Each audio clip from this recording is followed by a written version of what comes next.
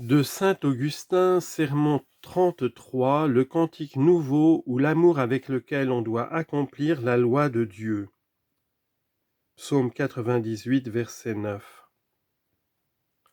Il est écrit: Je vous chanterai, mon Dieu, un cantique nouveau, je vous célébrerai sur le psalterion à 10 cordes.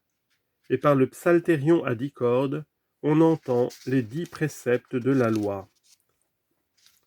Mais chanter et célébrer est l'occupation de ceux qui aiment, car la crainte était le partage du vieil homme, et l'amour est l'esprit de l'homme nouveau.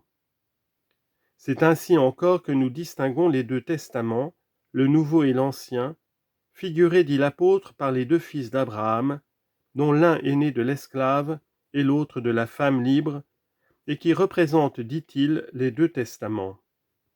Galates 4, versets 22 à 24.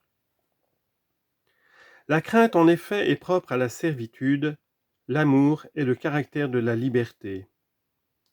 L'apôtre le remarque également: vous n'avez pas reçu de nouveau l'esprit de servitude pour vous conduire par la crainte, mais vous avez reçu l'esprit d'adoption des enfants qui nous porte à crier « Père, Abba, Père ». Romains 8, 15. Jean dit aussi: il n'y a point de crainte dans la charité, mais la charité parfaite chasse la crainte. 1 Jean 4, 18. C'est donc la charité qui chante le cantique nouveau. Cette crainte servile du vieil homme peut bien avoir le psalterion à 10 cordes. Les Juifs charnels ont reçu en effet les 10 préceptes de la loi, mais il ne peut chanter sur ce psalterion le cantique nouveau, car il est sous la loi et ne saurait l'accomplir. Il porte l'instrument, il n'en touche pas. Le psalterion est pour lui une charge, non pas un ornement. Celui au contraire qui est sous la grâce et non sous la loi en accomplit les préceptes, car la loi n'est pas pour lui un fardeau mais une décoration. Sa crainte n'en est pas accablée, mais son amour embellit. Et embrasé de l'esprit de charité, il chante déjà sur le psalterion à 10 cordes, le cantique nouveau. Voici en effet ce que dit l'apôtre: qui aime le prochain accomplit la loi. En effet, tu ne commettras point d'adultère, tu ne feras point d'homicide, tu ne déroberas pas, tu ne convoiteras pas, et s'il est quelque autre commandement, tout se résume dans cette parole: tu aimeras ton prochain comme toi-même. L'amour du prochain n'opère pas le mal. La charité est donc la plénitude de la loi. Romains 12, versets 8 et 10. Le Seigneur avait dit: je ne suis pas venu abolir la loi, mais l'accomplir. Matthieu 5, 17. C'est pourquoi il donne à ses disciples un commandement où ils puiseraient la force d'accomplir la loi. Je vous donne, leur dit-il, un commandement nouveau, c'est que vous vous aimiez les uns les autres. Jean 13, 34. Rien donc d'étonnant si ce nouveau commandement chante le cantique nouveau, puisque les 10 préceptes de la loi sont le psalterion à 10 cordes, nous l'avons dit, et que la charité est la plénitude de la loi. En disant: tu ne commettras pas d'adultère, tu ne commettras pas d'homicide, et le reste, saint Paul a voulu rappeler simplement quelques-unes des cordes de ce psalterion, afin de donner par là une idée des autres. Et de même que la charité comprend 2 préceptes auxquels le Seigneur apporte toute la loi et les prophètes, confère Matthieu 22, versets 37 à 40, ce qui montre bien que l'amour est la plénitude de la loi. Ainsi les 10 préceptes sont en eux-mêmes divisés en 2 tables. 3 ont été écrits sur une table et 7 sur l'autre. Les 3 premiers se rapportent à l'amour de Dieu et les 7 autres à l'amour du prochain. Voici le premier des 3: écoute Israël, le Seigneur ton Dieu est le Seigneur unique. Deutéronome 6, 4. Tu ne te feras ni idole ni image de ce qui est en haut dans le ciel ni en bas sur la terre. Tout ce qui suit est également destiné à rattacher au culte d'un seul Dieu, en faisant renoncer au culte impur des idoles. Voici le second commandement: tu ne prendras pas en vain le nom du Seigneur ton Dieu. Exode chapitre 20, versets 2 à 11. Le troisième concerne l'observation du sabbat. Symbole de la Trinité sans doute, ces trois préceptes se rapportent à l'amour de Dieu.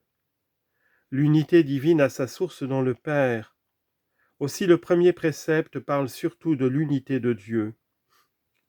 Le second nous avertit de ne point regarder le Fils de Dieu comme une créature, ce qui arriverait si nous le considérions comme n'étant point égal à son Père. Car toute créature, comme dit l'apôtre, est assujettie à la vanité. Romains chapitre 8, versets 20 à 23. Et il nous est défendu de prendre en vain le nom du Seigneur notre Dieu. Le don même de Dieu, c'est-à-dire le Saint-Esprit, est la promesse du repos éternel figurée par le sabbat. Aussi nous observons spirituellement le sabbat en ne faisant point d'œuvres serviles. Ces œuvres sont interdites aux Juifs eux-mêmes, nonobstant leurs interprétations charnelles. Et ce qui prouve que l'on doit prendre les œuvres serviles dans un sens spirituel, c'est cette sentence du Seigneur: quiconque fait le péché est esclave du péché. Or, on entend par péché non seulement l'action honteuse ou injuste qu'aperçoivent les hommes, mais encore l'intention d'une action bonne en elle-même quand on agit en vue d'une récompense temporelle et non en vue de l'éternel repos. Quoi qu'on fasse en effet, si l'on agit dans l'intention d'obtenir des avantages terrestres, on agit servilement et l'on n'observe pas le sabbat. Car il faut aimer Dieu pour lui-même, et l'âme ne peut trouver de repos que dans ce qu'elle aime. Donc elle ne peut trouver l'éternel repos que dans l'amour de Dieu qui seul est éternel. C'est la sanctification parfaite et le sabbat spirituel par excellence.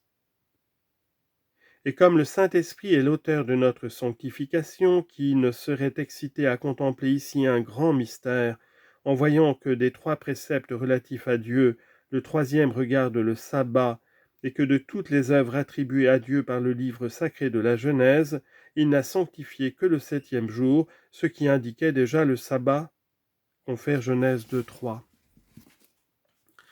Le premier des 7 préceptes qui se rapportent à l'amour du prochain est celui-ci: honore ton père et ta mère.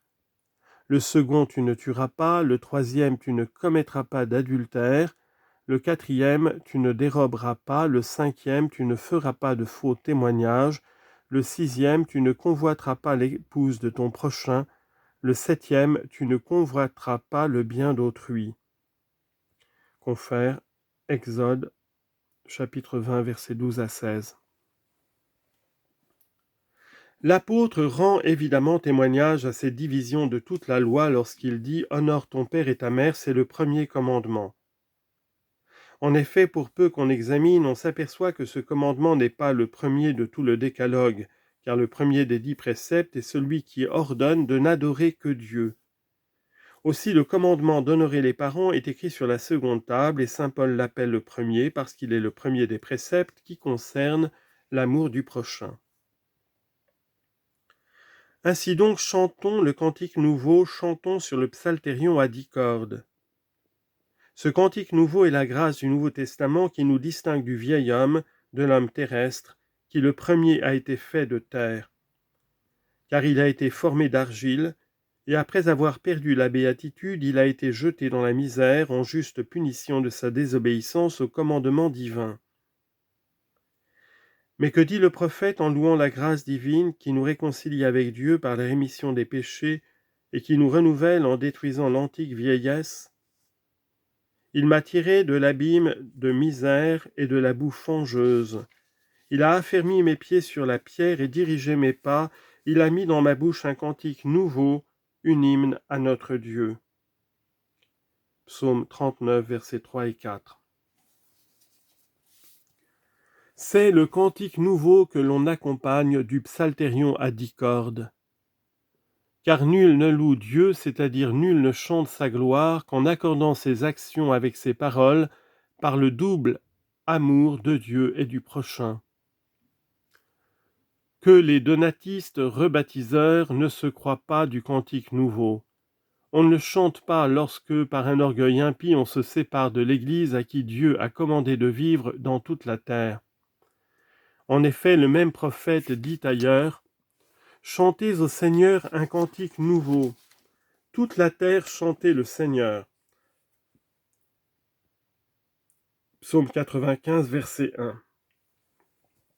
Celui donc qui refuse de chanter avec toute la terre en ne renonçant pas au vieil homme, ne chante pas le cantique nouveau et ne s'accompagne pas du psalterion.